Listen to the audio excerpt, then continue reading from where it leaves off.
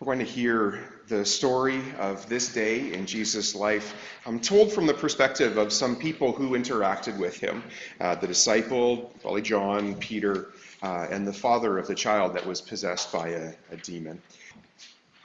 Jesus knew this would happen.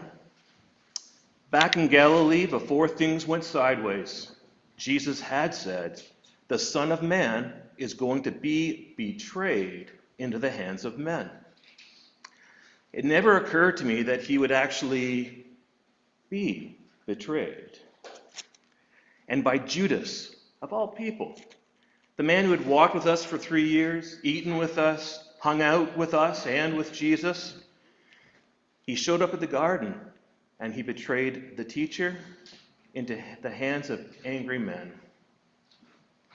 They tied Jesus up and led him away, straight up to the house of the high priest. I knew some people inside the house, so I was allowed to go inside. But Peter got stuck out in the courtyard with the rest of the crowd. What happened inside was an absolute farce. The chief priests and rulers were grasping at straws, trying unsuccessfully to find evidence to prove that Jesus deserved death. Many people testified against him, but none of their testimonies ever lined up. They resorted to lies and half-truths to get anything against him. "We heard you say that you would destroy our temple and in 3 days build another," somebody shouted. I had been there when Jesus actually said that. He did say it. But there was no way he was actually going to do it. Build a temple in 3 days? Yeah, right. Jesus just had this way of exaggerating things for impact. And yet, this seemed to be enough for the leaders. The high priest stood up before Jesus and said, "Have you no answer? What do you say to this testimony that these men are bringing against you?" And Jesus said nothing. He gave no answer. Again, the high priest asked him, "Are you the Christ, the Son of the Blessed One?" And that moved Jesus. With a confidence and a conviction that silenced the room, he said, "I am. And you will see the Son of Man sitting at the right hand of the Mighty One and coming on the clouds of heaven." They erupted. The high priest tore his clothes. "Why do we need any more witnesses?" he asked. "This man claims to be the Son of God, the Son of the Most High. That is blasphemy. Blasphemy for which he must pay with his life." What happened next, I could hardly believe. The chief priests and leaders, normally stolid and unblinking, condemned him to death and proceeded to abuse him violently and contemptuously. They spit on him, blindfolded him, and struck him with their fists, yelling, "Prophesy." And in that moment, I was struck to the core. Here they were, arrogantly having their way with Jesus, and yet I'd done the same thing. My mind raced to that time on the road to Jerusalem when my brother and I went to Jesus to ask which of us disciples was greater. Sure, we didn't hit him, but our hearts were rooted in the same pride and selfishness as these people's. And what made it worse was that Jesus didn't deserve this. He was the Son of Man, the Son of the Blessed One, the Messiah. He deserved the greatest respect, and yet here he was, humbling himself and allowing them to do these awful things to him. And then it struck me. Despite my pride, Jesus was choosing the cross for me. He knew this would happen. He said he would suffer and be rejected and die. And yet, instead of turning around and running away, Jesus chose the cross for me. By all rights, he could have said, if you're going to be so self-centered, why should I lay down myself for you? Why should I give my life for you? And yet, even so, he did. He became a servant of all, giving his life to ransom our sin. Despite my sinful, pride-filled heart, Jesus chose the cross for me. Some rock I turned out to be. Back in the good old days, I had called Jesus the Messiah. In response, Jesus had said, "You are Peter, and upon this rock I will build my church." Well, now we know what kind of rock I am. Under pressure, I crumbled. Jesus was in his greatest hour of need. And what did I do? I acted as if I didn't know him. 3 times the servant girl kept saying, "You were with that Nazarene, weren't you? You were with him, weren't you?" She kept prodding me over and over until I finally shouted, "I don't even know who you're talking about, and may God strike me down if I'm lying." He didn't strike me down, but it would have been easier if he did. I was clearly lying. I broke down and wept. How could I betray the Messiah, the Son of God? I might have drowned in that thought, but before I knew it, a commotion at the door of the high priest's house drew everyone's attention. There, looking bruised and bloodied, was Jesus, tied up like a common criminal. They pushed him out of the courtyard and through the streets. The whole crowd, myself included, followed along. The scene took an ominous turn as they headed towards Pilate's headquarters. This wasn't a religious issue anymore. If they were going to go to the governor, they were getting the secular authorities involved. And if they were getting the secular authorities involved, it could only mean one thing. They wanted Jesus dead. Pilate appeared at the doors of his garrison and sized up the crowd with a glance.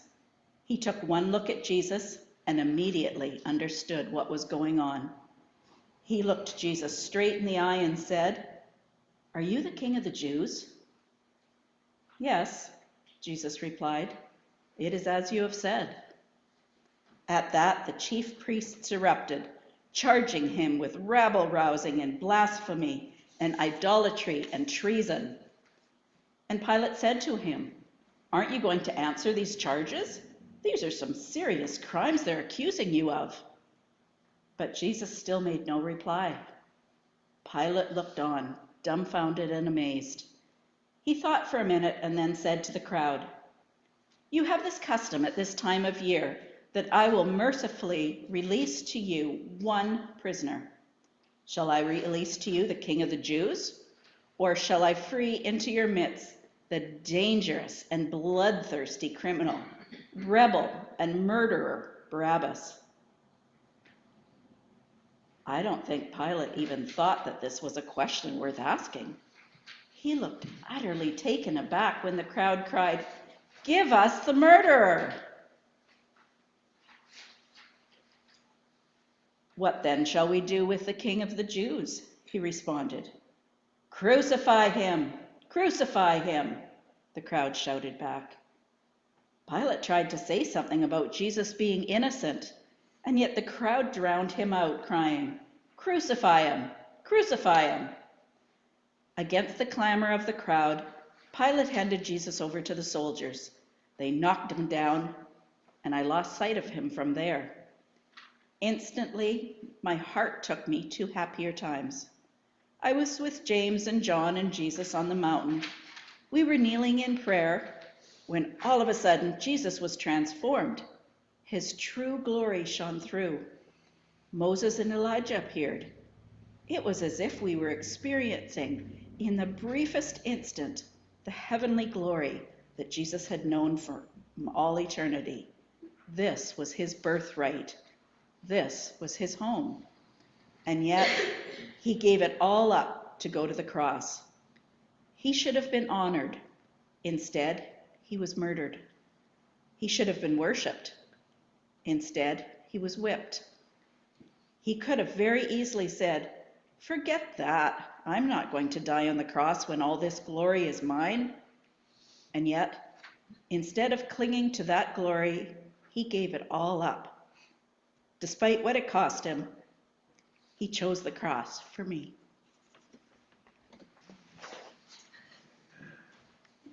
As soon as I heard that Jesus was in trouble, I gathered some supplies and hit the road.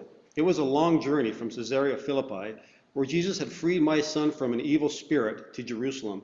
But after what he had done, I knew I wanted to be there to support him. I arrived just in time, it seems. The religious leaders and the secular ones had already conspired to put him to death, and I caught up with the crowd on the road to the cross. I couldn't believe my eyes when I saw Jesus. What had they done to him? Gone was the confident teacher who had healed my son. Now he was a broken man who could barely walk. He was so weak that some soldiers actually grabbed a guy standing next to me and forced him to carry the cross for Jesus. He was from Cyrene, by the looks of him. They took Jesus outside the city to a place that the locals called Golgotha. I gathered from the people in the crowd that this meant the place of the skull, and a fitting name it was. The air was thick with the macabre memory of all the criminals they'd killed before. The soldiers mixed some wine with myrrh, offered it to Jesus, but Jesus refused to take it. He simply hung his head and allowed them to nail him to that cross. Such callous men. They crucified him. They divided up his clothes and cast lots to see who got what. One of them took a wooden board, fastened it above his head, and wrote the crime that deserved the punishment. In chalk he wrote, "The King of the Jews." This done, they put two more men on crosses, one to his right and one to his left. It was about 9 a.m, and that's when the insults started. Passers-by shook their heads at him, saying, "So, you who are going to destroy the temple and build it in 3 days, come down and save yourself." The chief priests too, they mocked him. He saved others, they said, but he can't save himself. Let this Christ, this King of Israel, come down now from the cross, that we may see and believe. It was that word "believe" that hit me like a bolt from the blue.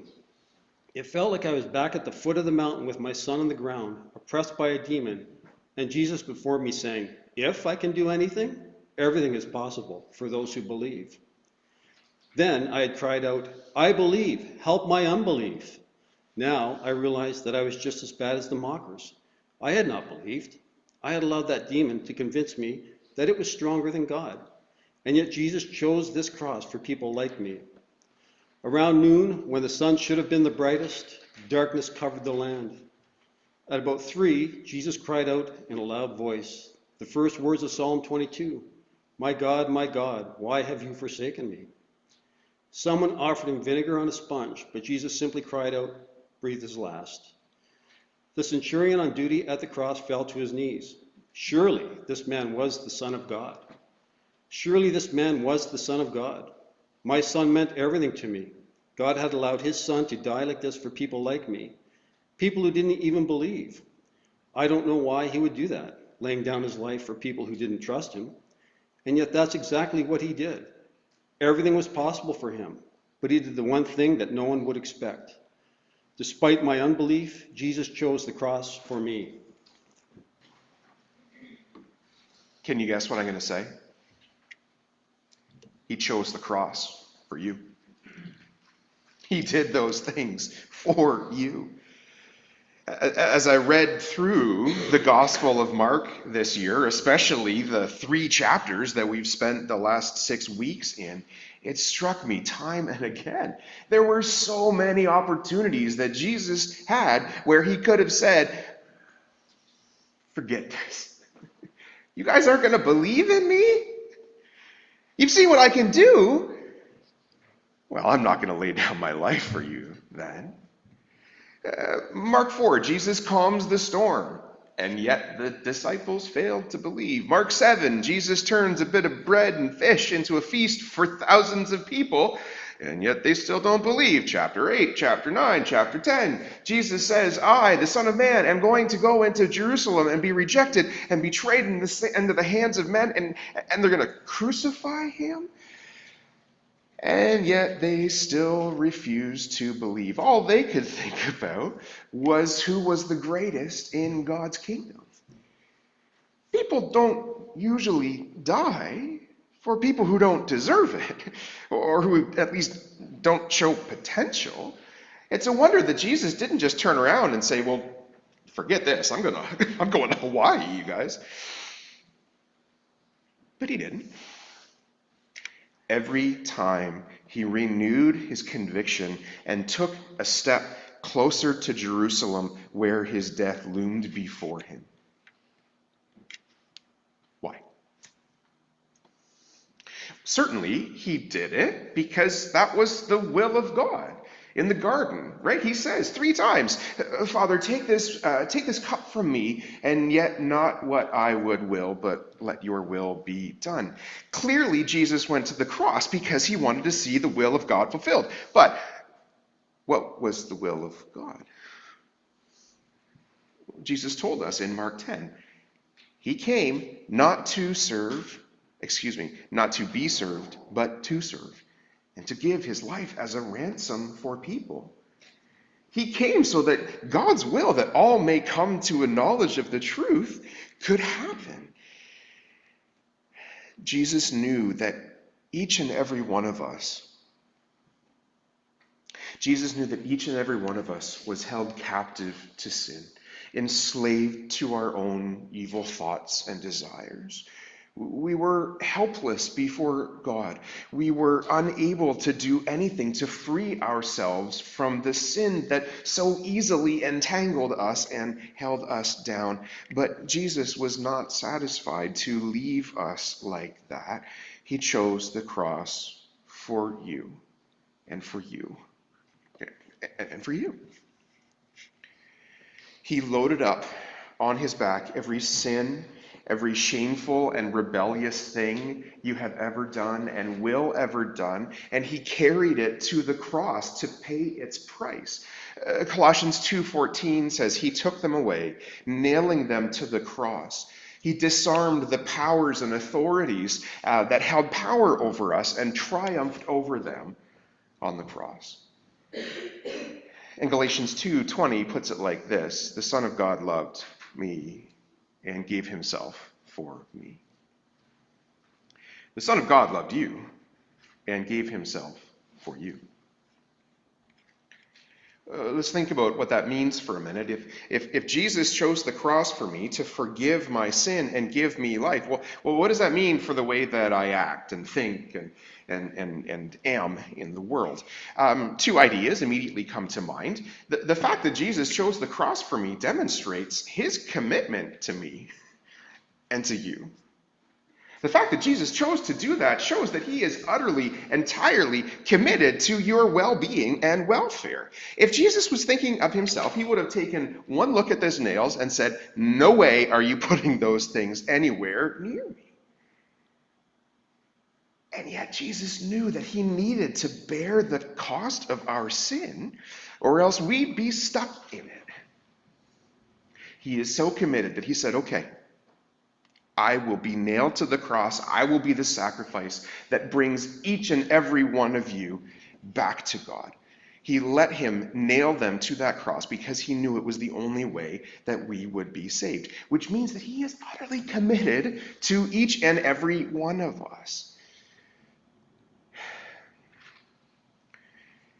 If he was willing to die for you when you didn't know God, when you were estranged from him, how much more is he committed to you now?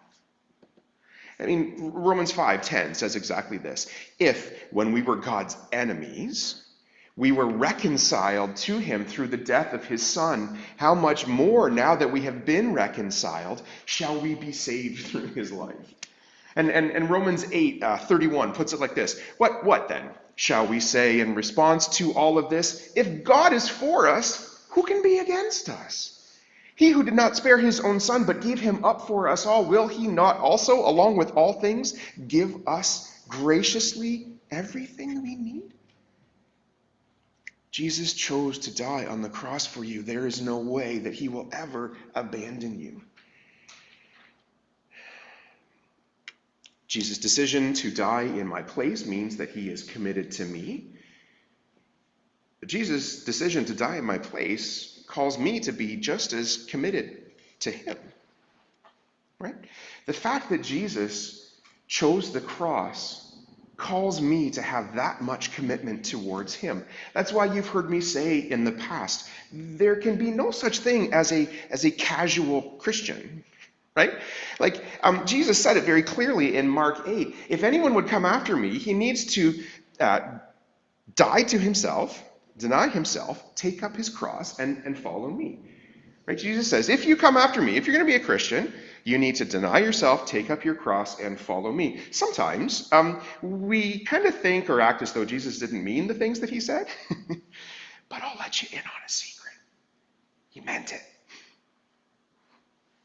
Which means that if Jesus gave his life for me, then I ought to give my life for him. Right? There's a passage in 2 Corinthians 5 that puts it well. Christ's love compels us because we are convinced that one died for all, and all have died. He died for all, that those who live should no longer live for themselves, but for him who died for them and was raised again. If Jesus denied himself and took up his cross and died for me, then it follows that I would deny myself, take up my cross, and live for him. I should make living for him the central goal of life. The cross shows us Jesus' commitment to us and calls us to that same commitment to him. Now, it's funny the way that things work out. I have been thinking about this message for, 2 months or so. And I've had, he chose the cross for me in my mind. Just about a week ago, discovered that Max Lucado wrote a book called He Chose the Nails for Me. So I thought, I should read what Max Lucado has to say. Maybe I'll borrow something from him. He took it in a slightly different direction, but I like the way that he writes, so I'm going to borrow the style of Max Lucado to close this message. Come with me to Calvary. See the Son of God fixed to the cross. See the nails holding his hands in place. The centurion guards the routes of escape. But notice, it is not the nails keeping him on the cross. His are the hands which created the metal the nails are made of. They could melt at a word from the master. It's not the guard keeping him there either. He could whisper at a word and an army of angels would come to help him escape. No, it is Jesus' own will that is keeping him there. He knows our thoughts. He knows our faults. He knows how helpless we are before God. And so he bears up under the weight of our sin and under God's wrath and opens wide the gates for us into God's presence. He is committed to you. Let that drive you closer to him. He chose the cross for you. Let's pray.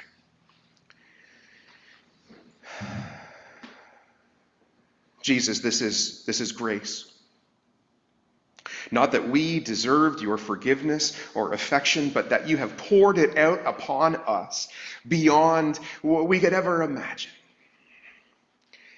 At the cross, heaven's mercy and justice come together. We thank you for taking every act of rebellion against you and nailing it to the cross. Thank you for every time we have acted as if you weren't our God and nailing it to the cross. Thank you for taking our self-centered ways and nailing them to the cross. We thank you for this unfailing love that you have for us, John tells us that this is love, not that we loved God, but that he loved us and gave his son as an atoning sacrifice for our sins. On the cross, we see how much you love us. May we be so committed to you. Thank you for choosing the cross for us. We choose to live for you. In Jesus' name.